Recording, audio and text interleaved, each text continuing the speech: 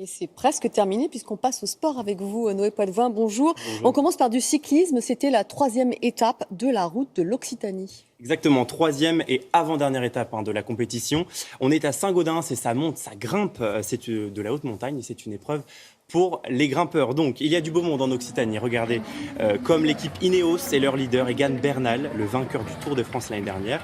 Et dès le départ, ils font la course en tête du peloton et ils dominent. Voilà, on le voit, Egan Bernal en haut, dans le dernier col, il est inarrêtable. C'est lui qui remporte l'étape, donc en solitaire, avec 10 secondes d'avance sur son coéquipier juste derrière. Bernal qui prend la tête du classement général. Et puis du côté des Français, 3 coureurs terminent dans le top 10 sur cette étape. Warren Barguil, Romain Bardet et Thibaut Pinot. On le voit là en bas de l'écran en 4e position. Il avait chuté, on s'en souvient, samedi lors de la première étape. Donc finalement, cette route d'Occitanie, c'était un peu un tour de préparation pour les coureurs. Thibaut Pinot l'a dit, pour lui, c'est un petit peu l'occasion de se tester avant la grande échéance qui reste quand même le Tour de France le 29 août. Et on va aux États-Unis avec du basket. Il y avait de la NBA hier. Oui, tout à fait. La NBA, une belle confrontation de la conférence Est.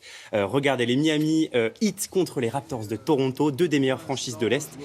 Plutôt indécis jusqu'à la dernière minute et finalement, les Raptors s'imposent. Regardez, une victoire due en grande partie à l'efficacité de lui. Ce meneur, Fred VanVleet, c'est incontestablement le meilleur marqueur de la rencontre. 36 points au total, c'est son record.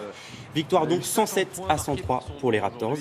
Et puis j'avais envie de finir sur une image sympa. Regardez, c'est Gaël Monfils qui est en croisière avec sa compagne. Voilà, admirer cette énergie, c'est quand même pas mal. Il a le rythme dans la peau.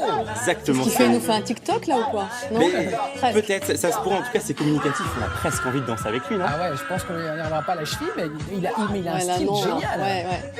Il sait tout faire, Gaël.